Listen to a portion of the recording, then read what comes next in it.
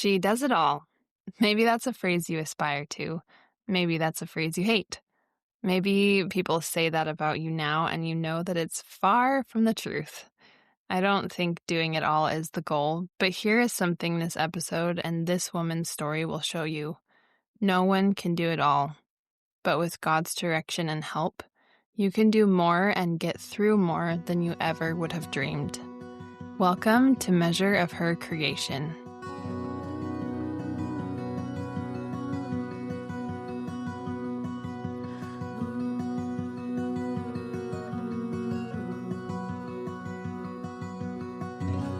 Welcome to another episode. I'm excited to be joined by Katelyn Fagan. She is the mother of 8. She is a businesswoman. She does it all.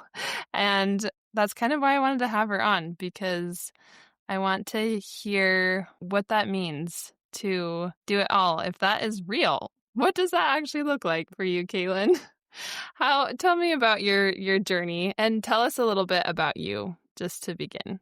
Yeah, so I'm Katelyn Fagan. I am a mother of 8, and it's 2 sets of twins, and they range in age from 15 down to 1.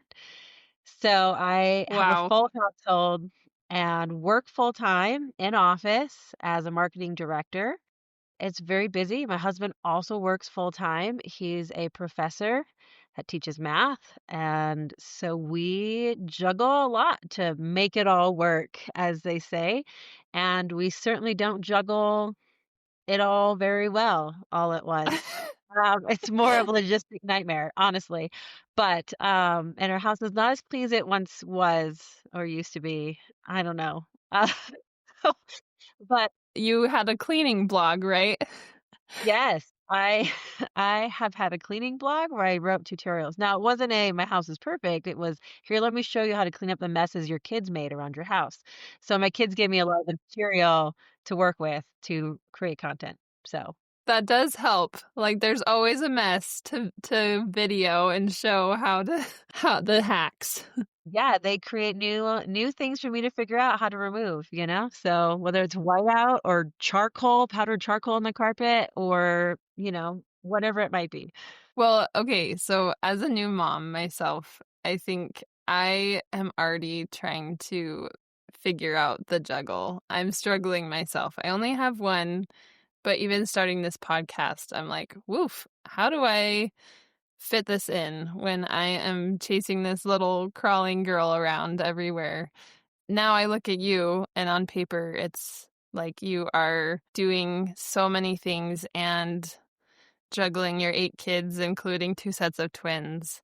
But I know that's not necessarily where you started or even how you feel right now, like that you're doing it all, quote unquote. So tell me a little bit more about your journey as a mother and professionally, how that came about, and some of the revelation that brought you here. I was born and raised in Fond du Lac, Wisconsin. And so grew up there, grew up LDS, member of the Church of Jesus Christ of Latter-day Saints, along with my family. But if you know anything about Wisconsin, there's not a strong representation of the church there. So I grew up in a small branch, and funny story, like our first building was a funeral home, which was fun, with No caskets. way. Yeah, and then we eventually moved to the elementary school, the school I went to as an elementary school student, and then eventually got our little building built. So, and we were a branch for 10 years or something, right? So I grew up in this little branch where most of the seminary and youth is like my siblings. I grew up the youngest of 9 children, a little bit of an overachiever as well. I don't know if that's a youngest child trait or what, but overachiever, did well in school, was always the good girl, loved seminary, loved church, loved all the things, totally dove into all of that. So I really wanted to go to BYU as I, approached graduation. None of my siblings had gone to BYU, and I was like, cool, but that's where I want to go. And so that's like the only school I applied to and got into BYU. So went there, but I had no idea what to major in. And that was kind of the first, like, really big thing that I needed to figure out was like, what do you want from me, God? Like, I'm so talented. You've blessed me so much. I have all these things I'm interested in. I could probably do anything because I've been good at all the things, right? Like straight A student, whatever. In all the clubs, I did Which can be band. paralyzing. Yes, which can be paralyzing and definitely that kind of indecisiveness. But I just remember, like, it took 2 years. I did all of my GEs first because I just didn't know what I wanted to do. I was very torn. I looked at my patriarchal blessing and reread that, and it mentioned, having kids, and it mentioned music, and it mentioned, like, teaching, and so I was like, "Okay, maybe I'm supposed to be a music teacher," but then I was like, "No, music's really fun." I did marching band at BYU for 4 years, loved it, but I saw the music majors, and I was like, "That's not for me."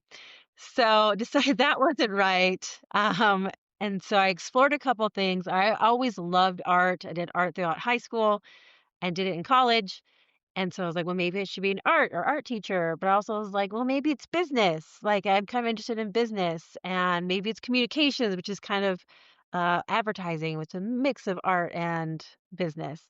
So I took some exploratory classes to kind of figure it out. But it was in a Relief Society class where I felt like I finally got my answer. And it was very clearly this like, hey, it doesn't matter. Whatever you choose, I will support you. I didn't love the answer, mind. I was gonna say, did that feel freeing to you, or did that feel paralyzing to you? Well, in some ways, I was a little like, "Really? That's the answer? Well, it doesn't matter?" Like, "Oh, okay." But I was like, "Fine. Okay." So I took these exploratory classes and I applied for the art program, and it was like, "Well, if I get into the art program, then I'll just do that. If I don't, then I'll try a different major." So I switched to just an art degree, a BA in art, and graduated then in like 4.5 years. Yeah, and met my husband during college and got married or something in there, but but All those yeah, things. yeah, one of those things, and, no, but choosing kind of what did God want for me was, like, the big question that I had early on in my adulthood was just, "What do you want?" Like, I want to follow Jesus Christ, and I want to follow his path for me, and I've always just trusted in the process, which I think we'll see as we continue on telling my story, so. Yeah, did it feel disorienting at all to hear it doesn't matter? Or did that kind of guide you along your path like, oh, maybe I can be free, I can choose all sorts of things. Like, where did that lead you next? I think it empowered me eventually, where it was like, yeah, just move forward in faith and in decisions, and God will support me, right? So, whatever that might be, whether it was like, hey, maybe we should start a family, that kind of question. And I married my husband junior year of college. And I was like 9 months, 8 months later, he's like, well, what if we started our family? And I was like, well, I'm not in a rush. But like, he was like, no, I really think so. He's much older than me. He's 8 years older than me as well, my husband. And so, he's 28, I'm 20. And I'm like, okay, I am not in a rush to have kids. Like, got plenty of time. Um, but he was definitely more ready, and so I trusted him and his kind of revelation and trusted that, like, we'll figure it out because 'cause we're poor college students and we don't have any money. And so of course then, we moved forward with that decision. It was like, okay, like let's just trust God that, other people have had kids in college. We'll make it work somehow, right? That kind of optimistic faith because we felt like we were following church teachings of get married, have kids, and don't wait indefinitely to have kids. Like there is no perfect time to have kids. And I do believe that is true. There is never a perfect time to do most anything. Life. Yeah. Like just no perfect time to get married, no perfect time to go to school, no perfect time to have kids, no perfect time to move. Like there's just never a perfect time, totally perfect. And you never know what's going to happen in the future, right? Did you always want a large family? Was that your dream? Or how did that come about? Yes, it was always my plan. I came from a big family, and so I was like 5 kids. I really want 5 kids. I think that's the perfect like big family, but not like crazy big. Like I came from 9 kids. That's way too many.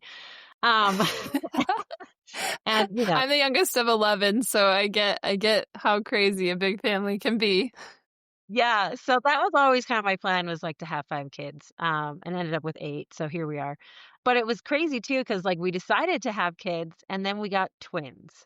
Right off the bat, Your totally first? spontaneous. Yes, our first were twins. And Wow, I'm in that's college. overwhelming. Yeah, I'm in college full time. I'm like, twins. And we didn't know until 18 weeks when we're trying to find out boy or girl. I had no idea for half my pregnancy. Oh my goodness. I didn't have any early ultrasounds, and they just like listened for one heartbeat. And I wasn't like showing quickly or anything. I was pretty skinny until then. And then I was like, whoa, you know. But then, yeah, What a shock. it was a total shock. Like, I'm the youngest. None of my siblings had twins. None of my siblings are twins. And I was like, "What are you talking about?" And then I was really scared too because, again, I was a full-time student, and I'm like, "No, I need to graduate, but don't twins come early? Aren't there always complications? Like, am I going to be able to finish? And don't they cost like, twins are much more expensive, like, we already can't afford 1 baby really, and now we're having 2, and, like, how are we supposed to get all this stuff? And it was very stressful, but the Lord did bless us that, like, I went full term. No bed rest, no complications, had a overall very easy pregnancy. Thankfully, I finished the semester, planned it all out, had a scheduled C-section, they were breech. And so, yeah, and it was crazy. And then I am a mom at 21 years old with twins. So I say 2 kids before Whoa. 22. And, that was not the plan that I had in mind. It's like, How did you oh, survive? oh, it was rough, right? So we did graduate. My husband also was graduating at the same time, like right as we were having twins. He was finishing up with student teaching. And so 6 weeks after we had the twins, we moved from Utah to Indiana to live with his parents. And we felt really good about the decision to move to Indiana. Felt like, yeah, that's the right choice. One, we don't have a job, we don't have an income, we're poor, we got newborn twins, we could use some support. And so we moved in with his parents.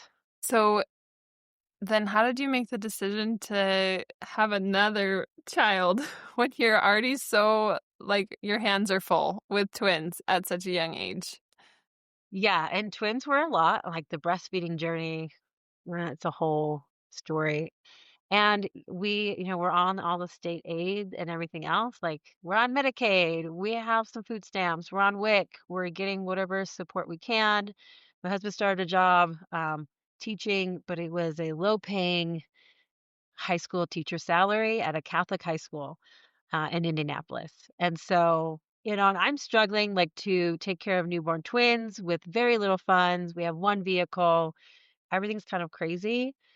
But because my husband and I want to live a life of faith, we're like, cool, we should try for another kid. Like, because we knew we wanted a big family. We knew that's a righteous thing to want children and to want to be parents. And it's something that we enjoyed despite twins are crazy. I know I've heard that the first year you just like black out and then you Oh, come out of it. oh, for sure. You don't sleep and you're just exhausted. And so the fog was starting to lift, and so we decided to try for another baby. And then we found out we were pregnant actually like the weekend after my husband was in a major car accident. And it was like, well, I guess that's the ray of hope. It's the good news at this time because it was our one vehicle we had, and the vehicle was giving us all sorts of problems. It had a cracked windshield from a baseball because my husband was coaching at the baseball team and had parked too close, and a baseball hit the windshield. And we're like, oh, we need to get it replaced, but we just didn't have funds to, and it needed all these repairs, and then it gets totaled. And so now we don't have a vehicle at all and we don't have any savings, and we're just poor. And it's like, oh, cool, great. And now my husband also, he broke his sternum in the car accident as well. And so he couldn't work. Like he was in so much pain. He had pneumonia. And so every time he coughed, it was just like aggravating pain because it's your sternum. And so now he's off work for 6 weeks. It was his early November. And yeah, didn't go back to school until January. But then when he started going back to work, and it was this whole process. And we had to like borrow cars from strangers. And eventually we like took out a loan to get another car because we just needed something. It's like, cool, we don't have money for that either. And we ended up miscarrying too. And so, this ray of hope that we had, it was, oh, okay, well, 6 weeks later, I told my family at Thanksgiving, we're so excited to share that. And then it was like a week or two later, I miscarried. And he was like, well, what is happening? Right? Like we have all this terrible things happening to us, and we're just trying to be faithful. Right? Did it feel like tempting to be angry at God? What was your faith journey at that time? No, I don't think I've ever really been angry with God. I've chose to just lean in and say, okay, like help me through this. Like it's your will. I'm here along in this. I need you. Please be with me. Please comfort me. Please help me understand. Like, what is the point of all this? Like why right? But not angry about it. I think I had faith that there was a bigger picture, and I just had to be patient and wait for it. And I think that's generally something that I've always held on to, is that God does know the big picture. As President Nelson would say, the myopic view and myopia, right? Like we're so short-sighted, and there is a bigger and grander picture that God knows. He knows the beginning from the end. He knows the arc that we need to go through. And a lot of times he does bless you through those trials. And so we held on to that belief that there would be blessings from this. It's not what we wanted, but there would be blessings from it. That's really meaningful because I think it's really easy to turn to bitterness when things do not go how you plan, and especially when you're pursuing what feels like exactly what God would want for you. Starting a family, having a career, all of these things feel like what He would want. But I think it's really powerful to lean into that truth that mortality happens, really hard things do happen, and God is there to catch us. Yeah, absolutely. And not to say that it wasn't hard, or, it's always very hard. And it took us over a year to get the settlement from our car accident. And it was a very difficult year. I mean, we had to rely on some food orders from the church because we just were struggling. My husband, after that school year ended, wasn't offered a full-time position at the school. And there's some politics, I think, that were at play there. They didn't like the Mormon working there or something at the Catholic school, and then just he wasn't. And then he, had to take so much time off because of the accident, and so I think they wanted to phase him out by nicely only offering half time. So then he decided to go back to school for a master's degree. So now he's taking on more student loans, and we're living off student loan. Like that's pretty much our only income. That's hard. This is very hard. I wasn't making any money. I had looked at a couple things to do, but with one vehicle and like the logistics of childcare for twins, it was just like, no, it just logistically doesn't make any sense. And he got a small stipend for being a graduate assistant and teaching some things, but that's all we had.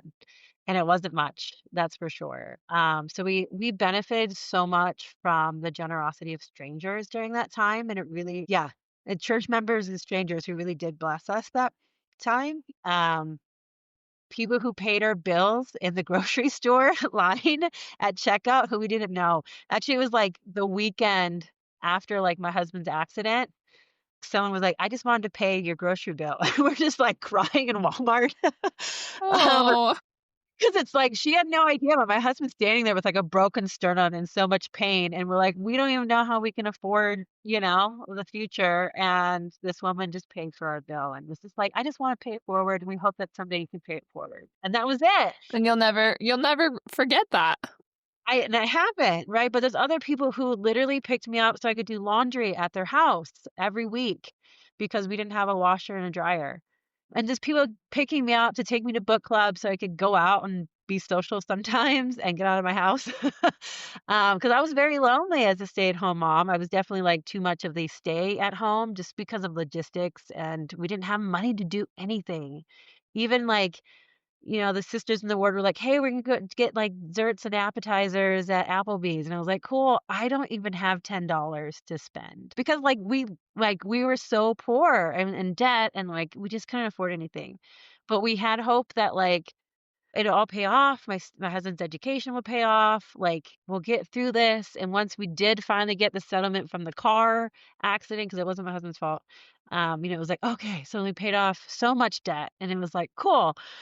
See, there's a happy blessing of like, it was a terrible ordeal. It lasted over a year of just struggling so much financially. And, it's like, oh, but now look, we have all this debt paid off, all of our credit cards, our car, like these things are all paid off. We have a fresh start. We can move forward a little bit. So at what point did you start your blog? And tell us a little bit about that. Yeah. So I had just had our third child. So I did end up, we waited several months, given the ordeal and several things to try again. And that was during my husband's master's program. We're like, yeah, let's have a baby during your master's when we still don't have any money. But it was shortly after his birth. I had been blogging. We had a family blog for a number of years just for kind of fun, sharing our life with family that was far away because we haven't really lived close to family. We started when we were at BYU and UVU. Our families in the Midwest. And so we started it because everyone had a blog back in the day. And so we're like, yeah, let's do that. But we started sharing about like our twin journey and new motherhood and frugal living and just sharing some tips as I was bored anyways, but I like sharing. And I was lonely. So it was a way to connect with people and share some things I'm learning and be helpful, and feel productive in some way. Um, but I had a blog reader named Katie Clark, who's one of my best friends still to this day. She was like, hey, I really think you're great. I love your blog. I think you have some great content. And I think you could like turn it into a business. And I was like, what are you talking about? I was like, I didn't know you could make money blogging. Like what? She's like, no, me and my husband are graduating from BYU and we're going to blog full time. I was like, what? Who are you? um, and I'm like, In the early days, in the early days. And like influencers weren't a thing yet. no, this was pre-influencer. This was the mommy blogger days, okay? Where blogs and following blogs was a big thing. And so she's like, yeah, me and my husband are gonna do this full time. My family thinks we're like our families think we're kind of crazy, but no, we're invested in it and we totally have a plan. We've already started making money. And I was like, okay, tell me more. Because I wanted to stay home. Like staying home with my kids was a really important thing for me, for my husband, and felt like what we were supposed to do was have the mom stay home, be home with the kids. I love my kids, had a lot of fun with them. And so I was like, cool, but if I can make some money, because we are so poor, I would love just a couple hundred extra bucks a month. Like anything would help. Like I said, we couldn't even afford $10 for an appetizer, like I would love a couple hundred extra bucks just to give us extra breathing room, pay off some debts, whatever that was. And I felt like God was like, yeah, no, this is a good thing. This is something you should do. And I was nervous about it because, again, we had very limited funds and it meant I had to invest ever so much into my blog. And it was paying for a domain name, which is $12 or something, and then paying for like a year of web hosting, which was like $75, right? So we're talking $100 investment, and I was nervous about it. Did you feel reassurance from God? Like, what was that revelation like at that point? Because that's kind of like a new era in your life, starting that.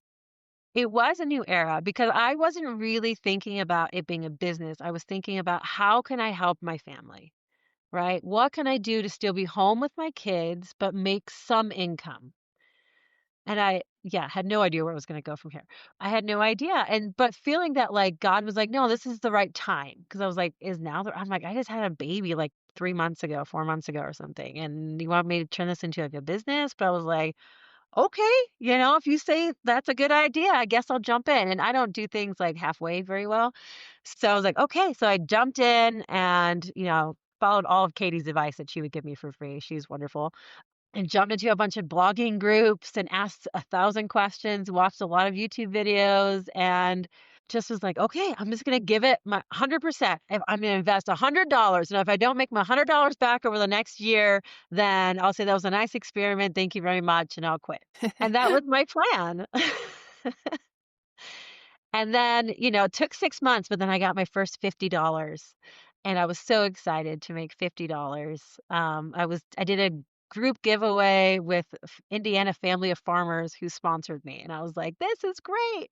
It was a KitchenAid mixer post giveaway. It's connecting with local bloggers, many of whom I still haven't connected with today, which is really fun too. So it opened up a new like network for myself and I felt connected to people because I was also very lonely.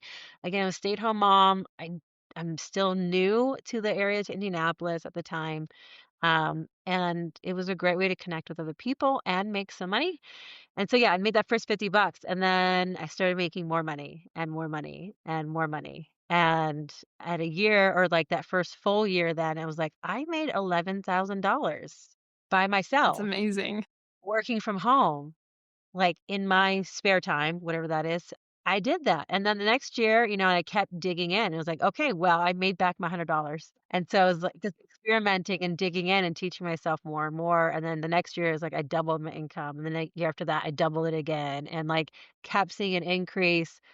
Did some mind shifts as well, thinking about business and business strategy and how to price sponsorships and some other things, and yeah, had so much fun and had so many wonderful things that I could do with my kids now too for free because or like getting product for free that I now could like gift to my kids and take them to the Children's Museum for free and go to the special event and like it opened up a whole new world of opportunities because of blogging that I'm very grateful for. And then the money, of course, was great especially as we moved to Texas then, for my husband to do a PhD, where he still wasn't making much money because he's a student, and so he has his stipend for teaching, but not much to support a family.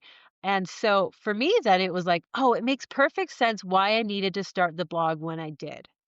Because my husband's doing a PhD, and it took him 5 years.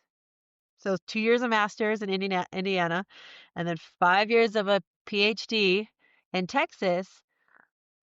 But when we were in Texas, by his 3rd year, he didn't have to take out any more student loans because I was making enough money to cover tuition costs every semester and our living expenses. And then we got off Medicaid and we got off food stamps and we got off WIC because my business was making enough money for us to do that. And it was scary to get off government assistance at that time because it was comforting to know that like we had that, but also it was like, yeah, but isn't this great? Now we can give back. Like that woman who gave me money at the grocery store. Now we can do more service. And so my husband and I turned a lot to who can we gift things to, just like we were gifted so many wonderful things when we were really poor. And like especially at holidays or other special events, and just really look to give back, and it felt awesome.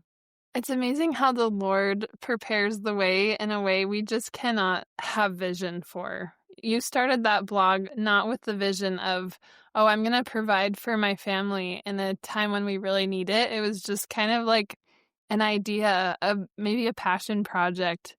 And it's amazing that he saw the road ahead before you did, and he knew exactly how he was going to bless you along the way. Yeah, I know. It's wild, right? Again, I had no idea. I just wanted a side hustle. Something something I could do for a couple $100 and then it was making me thousands of dollars a month, right? Like, what? I was an art major in college. I wasn't a business major. I wasn't an English or a writing major, or I wasn't even a photography or graphics designer. I taught myself all of this, and it was really fun. And I felt like too, as a mom, having something that was like for me and that was outside of motherhood was so helpful for me to really fully enjoy motherhood more. Just because like there was more to me. There was more depth to me, not because I just being a mom is a bad thing, because it's not. In many ways, I'm like, can I please just be a mom? That'd be awesome. Just yeah. Like, please, can I quit? Can I sell my blog? I've looked at it several times. Can I not work at all? Please, that would be great. But that hasn't been my reality. But like, it was really helpful to me personally because I think I am a bit of an overachiever to have something that was mine outside of my family, outside of my marriage, outside of my home that benefited other people. And again, that might just be a personality thing that was important to me, but it was. Well, it sounds like you felt a strong endorsement from God to do that. Did it ever feel hard to navigate in your family relationships or your ward relationships? What was the perspective of other people around you when you were starting to create something outside of the home? Well, it's funny because because I worked from home and kind of chose my hours, right? So I worked like during nap time or sometimes first thing in the morning or late at night. So by and large, it's like I'm still going to the play groups with the ward. I'm still taking my kids out to do things because I am my own boss. And so I set my own hours. Also, we started homeschooling pretty heavily once we moved to Texas as well. And so people do see me as like, oh, you're that homeschooling stay-at-home mom. And they don't realize, oh, but you're also making like tens of thousands of dollars a year, right? So it felt a little more acceptable because you Kind were of, you were at but home. it was nice. My husband would always be like, "Oh yeah, and my wife's awesome and she has this awesome blog in this business." And so he would like speak up, you know, kind of praise me and when we're in group settings so that, you know, instead of the comment like, "Oh, what do you do for work?" You know, he'd be like, "Oh yeah, I'm a student, whatever. My wife has this awesome business that, you know, supports our family and stuff." That's a good marriage move right there. Yeah, because you know, he understands that sometimes there is this kind of sexist attitude somewhat where you just assume the wife doesn't work or, you know, she's just a stay-at-home mom, especially when I had so many kids and I kept having kids. Like, well, clearly you're a stay-at-home mom. Like, how can you have a job or make work when you're so busy with kids and you homeschool? And it was like, yeah, it's like that little secret that people didn't know about. And I think people sometimes don't even know how to ask that question, right? Like, so what do you do? That question can feel a little uncomfortable when asking women because it's you don't want to offend. Do you stay at home? Are you full time at home? Are you a mom? Do you do something else? How would you recommend asking that question? So I've learned to ask both the man and the woman in a relationship, so what keeps you busy? And I that's like it. that. It's open-ended. It's just what keeps you busy. If it's, oh yeah, well, I'm busy wrangling my kids, I take them to sports and activities, or actually, yeah, I have this side project, this hobby, this whatever, they can share whatever they want. And it's not, oh, so you just stay at home? Do you have a job? Because if they do have a job, sometimes they feel guilty. If they don't have a job, they also can feel guilty. It's a weird dynamic. Yeah, totally. Okay, so I want to hear about the revelation that brought you to getting an MBA and kind of like that process internally for you and that process with your husband and in your family because that that's a big step when you have a lot of children. Yeah. After we lived in Texas for 5 years, my husband did his PhD. He got a job working at West Point Academy, the US Army University out in New York. Never thought we'd live in New York. Never thought we'd live in Texas either, by the way. Those are their own stories. But we moved to New York for him to take this job. It was a pretty good paying job, obviously very prestigious working at the US Military Academy. So we moved to New York in the summer of 2019. And then by March, you know, something about a world pandemic hitting New York first. Yeah, Um, freaky. yeah, yeah, New York, we were just in New York for 2 years, but it was a very difficult 2 years. So everything in Texas was doing really well for us. And then we moved to New York and we left all our friends behind. We had made amazing friends and we moved to New York and it's different, and we're just starting over again. And we have 5 kids now at this point, but we decide that, hey, okay, we always said 5, maybe 6 kids. I think it's time to try for kid number 6. And so we got pregnant, and then we went to an ultrasound, and it wasn't 6, it was 7, and found out we're having twins again, which was crazy. I was like, "Are you God is so funny, so funny." I know. This is hilarious. You know, like 7 kids? I never thought I'd have 7. I was like, maybe a 6th, right? And so here we are just jumping forward. Had to get a new van because we literally couldn't fit in the Suburban. And I'm like, "Cool, I didn't wanna spend that money." Okay, and just A wrench in all of your plans. Yeah, and also then at that same time, the end of kind of 2019, my business, there was a change in a Google algorithm. I had been doing awesome with SEO and knew exactly what to write, what to post, and when I could rank my blog. It was like a science, and I had mastered it by and large. And it was awesome. I was getting tons of organic traffic, making so much money. And then November 2019, they did an update and I started losing a lot of my traffic. And with that, a lot of the revenue I was planning on getting in quarter four. And then a couple months later, I lost even more of that traffic. And so within 6 months, my organic traffic to my website had dropped 90%. Wow, that's a shock. And it was a very big shock. And I was like, "Oh my gosh, what am I doing with my life?" And so I went through this career crisis. I was And like, you "I had don't know." 7 kids? Well, or expecting 6 and 7. Yeah, and and it was just like, "Okay, I'm still homeschooling full time. I have this business that, for the most part, it's part-time hours, but I'm still making full-time money. It's great." But now all of a sudden, oh, but now I'm very concerned. I'm not sure how to run my business anymore because I had a method in place. It was working really well, but now it's not, and I don't know what to do.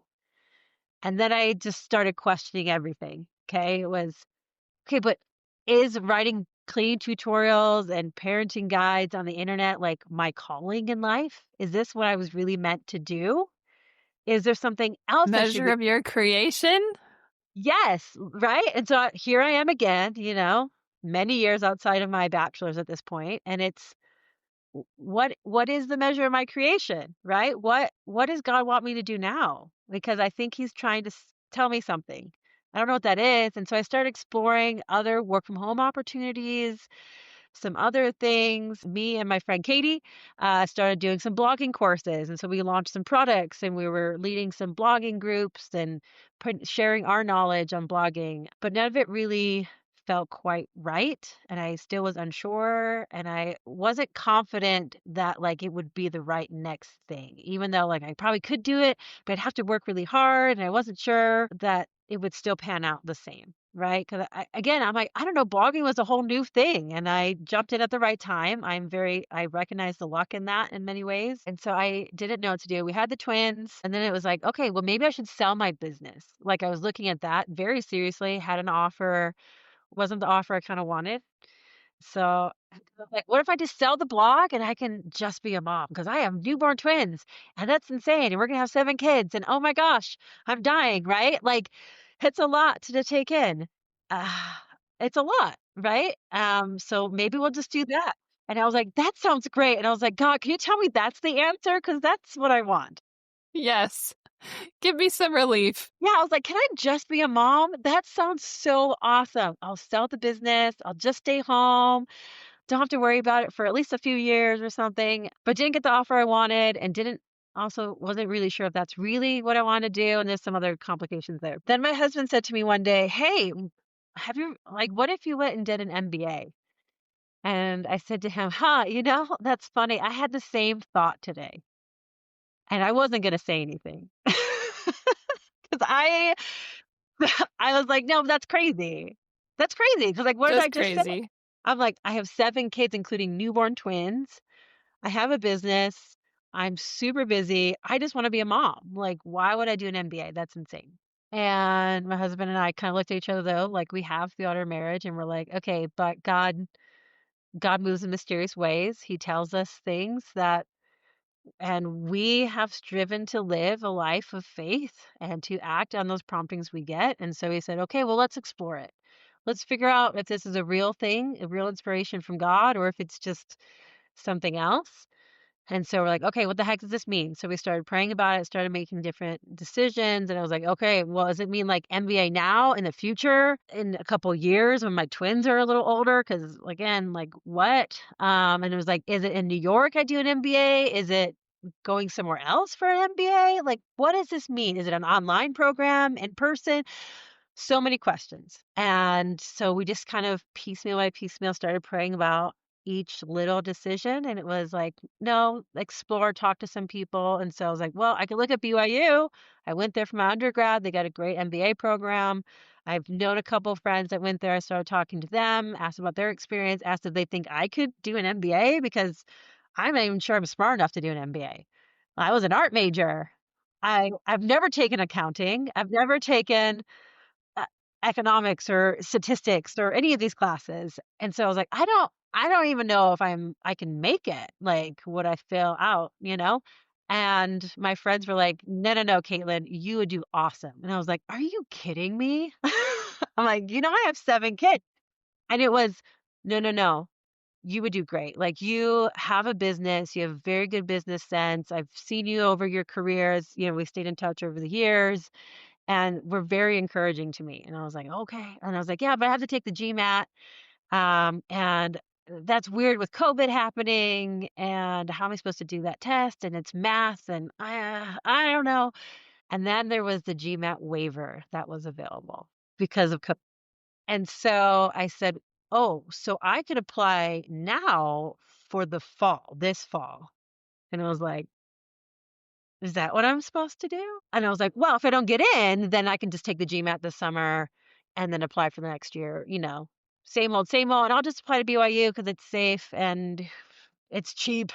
So that's great. Even though we're living in New York and my husband had like another year at West Point. But so I was like, okay, no foul, no harm, just apply. The application process was free anyways. And so I used the GMAT waiver and applied, interviewed with them, and then got accepted. And it was like, oh my gosh, really? And then it was the question of, okay, but do we defer a year? Do we go now? Is that really what we're supposed to do? And that's when things got really interesting too, because now it's real. I have an offer for that fall, with some scholarship, which was surprising. But my husband had another year at West Point. So West Point was like a 3-year post. And so we had been in New York for 2 years. He had one more year. There was some, financial reasons to stay, for vetting purposes. We were like, okay, but what if we just went in a year? That makes sense. And it was also like, God, are you sure about this? And I just poured out my heart to him in prayer so many times, like, I just want to be a stay-at-home mom. Can I please just do that? Like, are you sure? Because if I get an MBA, I feel like you're telling me I'm supposed to work with an MBA, because why else am I doing this? Like, I'm not going to do an MBA to then just have a degree. Like, that's not worth it. Like, there's so many other things I can do with my life. And so just really praying every time, it was this overwhelming feeling of peace, of yes, absolutely. Like, this is what I want. You can do it. I'm here with you. And it was just very powerful. And so we had the confirmation it was the right thing. And my husband had it too. And then it was, okay, but what about the timing? Should we do it now or should we wait a year? And there was some pros and cons to both. So I was like, hey, Josh, let's just pray for a vision. Like, sincerely pray that God will show us a vision as to what he wants us to do. And like, had full confidence that he could do that for us. And so I was like, God, please provide us a vision. Like, show us what you want. And so I had a dream and my husband had a dream, I think on the same night, different dreams. But mine was, I was taking my family and we were leaving New York City, packing the kids into the van because New York City was like on fire and it was burning. And it was, we have to get out of here. There's nothing for us here. Okay, my husband's dream, he's climbing a ladder and this ladder is going to nowhere and the ladder is crumbling beneath him. And on the ladder it says like West Point, right? Which is where he works. Like, My there's nothing goodness. here for him at West Point. So I was like, so New York has nothing for us. The academy doesn't have a future or have a purpose for him. And, And God it was gave us, just clear. and it was like, well, okay, this is not a coincidence. I really don't believe in coincidence. And I do believe that God will answer your prayers. And if you ask for a vision, he can give you a vision. And so that's what we received. And it was a very powerful confirmation. And so we made a decision. My husband told the academy, hey, I'm not coming back next year. So he quit his job. And I said, yes, we're coming to BYU. And then we said, oh my gosh, what are we doing? Uh, So much faith. because I'm like, cool, now my husband's unemployed and we're moving across the country. Cool. And we don't have a place to live. And This is the epitome of like Nephi's faith right here. Like, I will go and do the things which the Lord commanded, not knowing beforehand the things that I should do. The Spirit will guide. yes, absolutely. Absolutely. And that's the faith we took into it. Like we were living and walking in faith. And I believe this is absolutely what it means to walk in faith is to trust the revelation you receive and believe that when God gives you the vision, he will give you the provision to make it happen. And I took that with me so much as we went forward with all of this. And things just fell into place. We found a place to live. My husband miraculously got a job at UVU, which is his alma mater, which he had long been like, "Oh, it would be great to go back and teach at UVU." And then here he was teaching at UVU with a tenure track position, even though he technically Wow. interviewed for an instructor position. And during the interview, he was like, actually, I was really hoping to get a tenure track. And they're like, huh, okay, cool. We're going to open a tenure track position this weekend. Make sure you apply to that. It's going to close on Monday. So they opened a position that he wanted because he asked for it that weekend that then they offered to That's a him. miracle. A miracle. For real. Because he was like, "I have no idea what I'm gonna do. Like, I'm unemployed now. I have no job." And then he landed the job he always kinda wanted. We found a place to live right next to campus, and we made it work. But there was a moment there in New York where I said to my husband, I was like, we haven't told many people about what we've been doing." Right? Very close-knit circle of people because I know that there are certain people in my life who'd be like, "You're insane. Why would you do that? What are you thinking? You can't go back to school. You can't go back to work. You can't leave your kids with like, what are you going to do? Who's going to watch your kids? They're going to ask all these questions. And trust me, I know what those questions are because I'm asking them myself. Right? I'm like, I'm well Totally. aware of all the questions. And I don't need people who are going to have me continue to doubt my decision because I know God's leading me on this path. And so I surrounded myself with people who I knew were encouraging and who believed in my visions and my revelation. And so I surrounded my people with that. But there was a moment where it was like, Josh, we could literally just ignore every revelation that we've received to this point and just stay here. And like nothing would really happen. Nothing would actually change in our life, right? Like if I don't go to BYU and get my MBA, who cares? My life would still continue on. I'd still have my children. We'd still have a house to live in. My husband still has a job. Life would have continued and probably been great, fine. But you knew that God had something else in store for you. But I chose to walk in faith because I knew that his vision is bigger and longer than mine. And so, as many can'ts and questions and all the swirling concerns, God calmed my fears every time I just poured them out to Him. It was like, what are we going to do? What am I going to do with my babies? Like, wh- that means I can't homeschool anymore. Like, I've always homeschooled my kids. Like, who's going to watch? I have no idea. And yet, He gave me such a sense of peace that it would all work out and that it would all be for my family's good, not just mine, but my family's. This wasn't a selfish decision. I think some people think that. I think some people look at me and they're like, "Oh yeah, Josh is done with his degrees. Now it's Caitlin's turn, so she's got to, measure up to him or something." I was like, "No, no, no. This had Leaving nothing the to family behind. yeah, leaving the or just, it's a selfish reason that I'm going back to school and that I'm going to work and it's like that had nothing to do with it. 'Cause I assure you this was not my first choice. And that's why it takes so much trust. Because if Yes. you had what you first envisioned early in your life, it would have felt very straightforward to you, right? This is the plan. This is what you expect from a normal life as a faithful woman.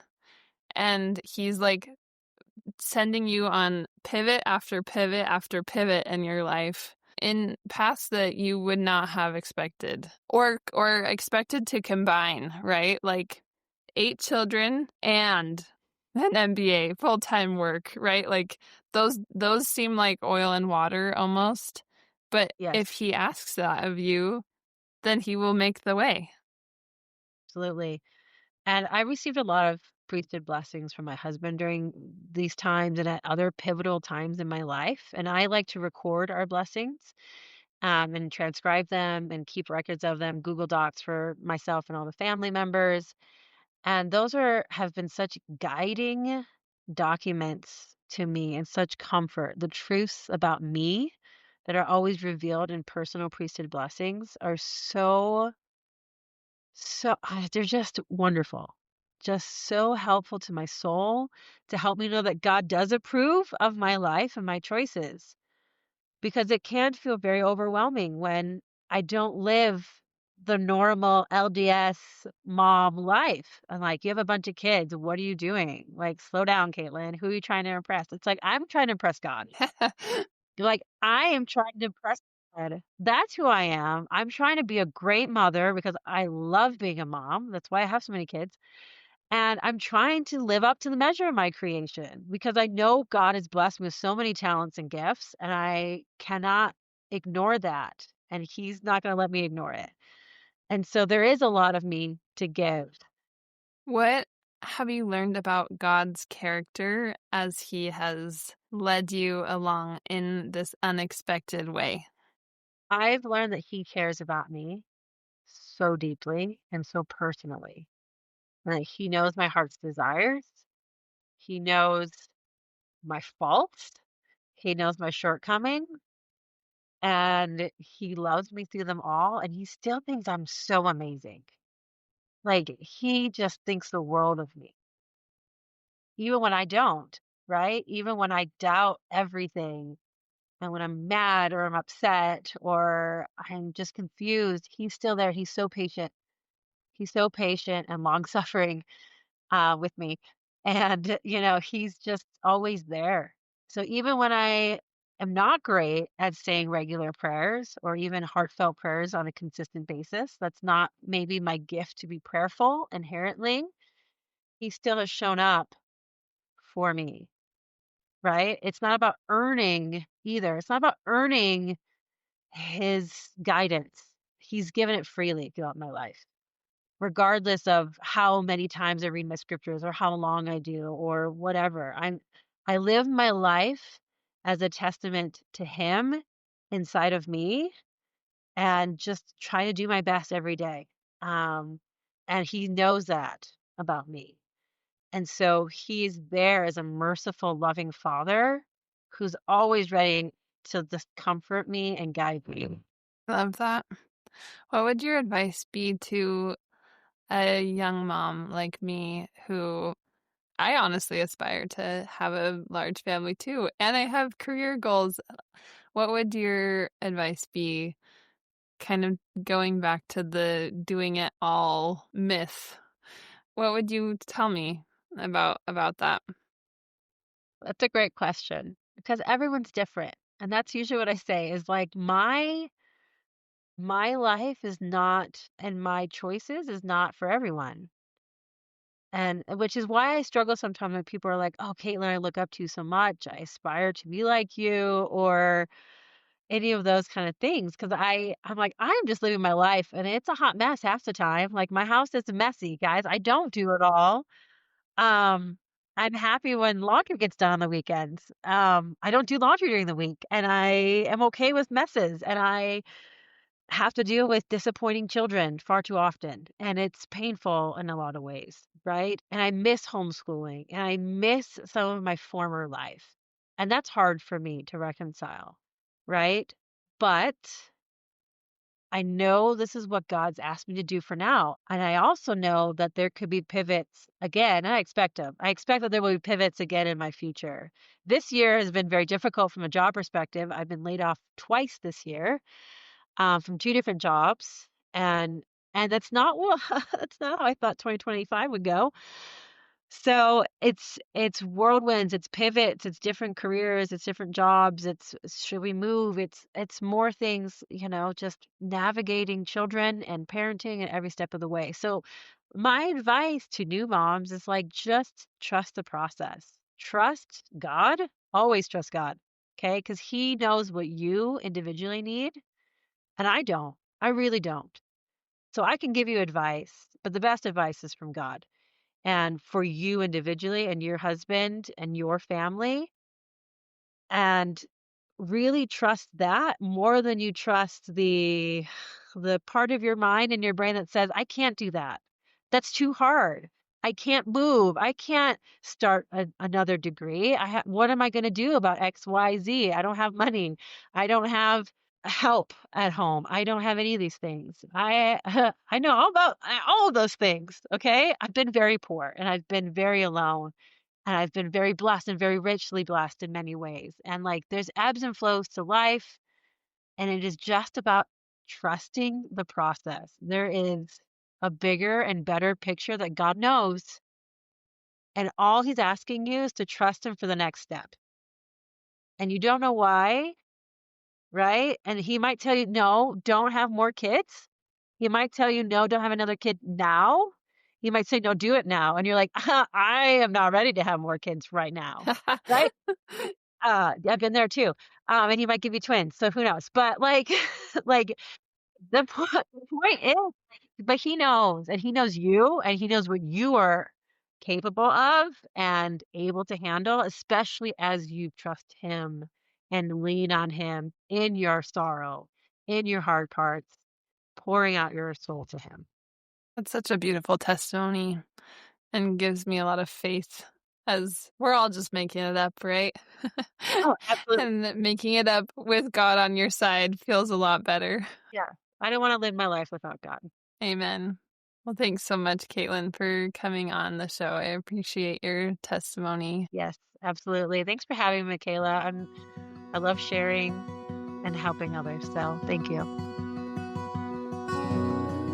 If this conversation was meaningful to you, please consider sharing with a friend, writing a review, hitting follow on my podcast.